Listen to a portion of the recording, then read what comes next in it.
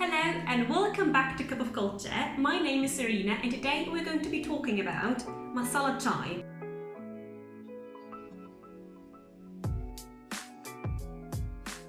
So tea is more than just an aromatic hot beverage. It unites people and is the solution to so many life problems.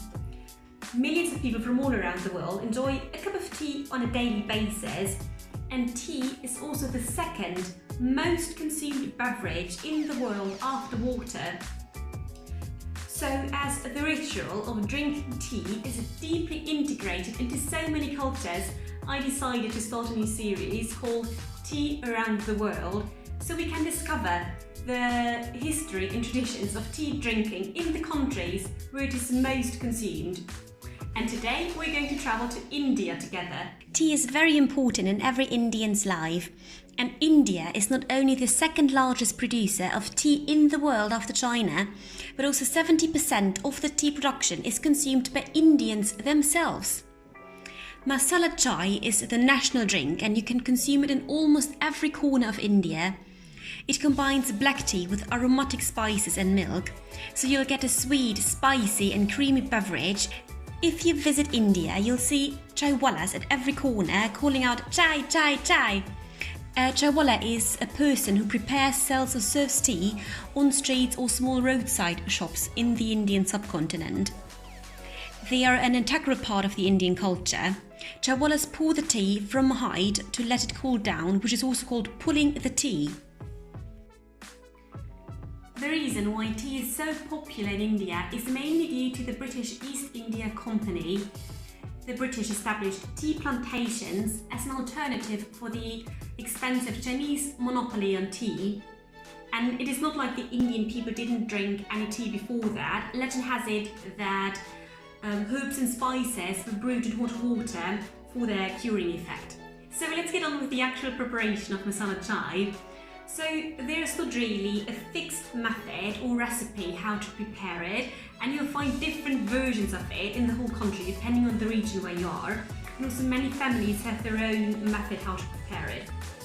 But the easiest and traditional way to brew your masala chai is through decoction, meaning actively simmering or boiling all your ingredients together. And as a side note, masala actually means spices and chai actually means tea, so you're ordering a spiced tea. And I know that it's also referred to as chai tea, but then you'd be ordering a tea, which doesn't make that much sense.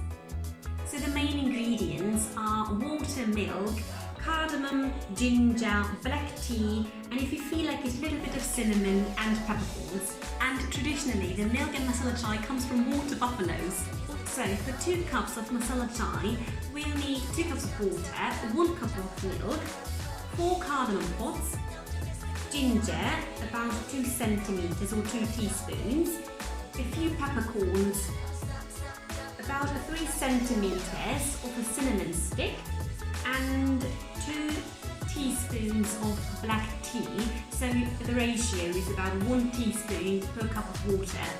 So put your cardamom pods and peppercorns in your mortar and start to grind it.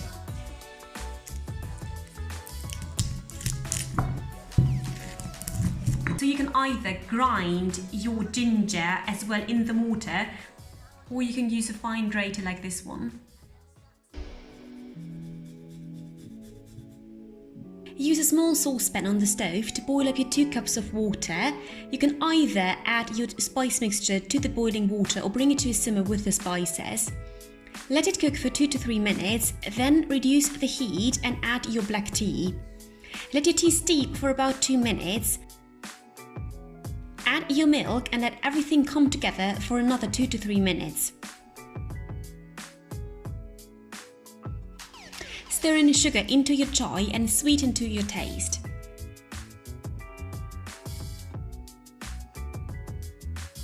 Strain the warm spiced mixture into a mug or cup, and this will hold back the whole spices and tea leaves.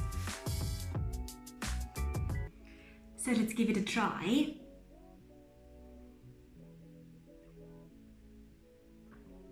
Wow, this is so good. You can actually taste all the spices. You can taste the ginger, the cardamom pods, and even the tiny little peppercorns. But this is it's so rich and smooth. Everything comes together beautifully. This is actually so good. I hope you will try it out one day. So I hope you enjoyed this little tea session with me, and that you will even try to prepare masala chai yourself. Leave a comment below which kind of tea interests you the most, so I know which one to film next. So we can all bring cultures together over a cup of tea. And so until next time, bye!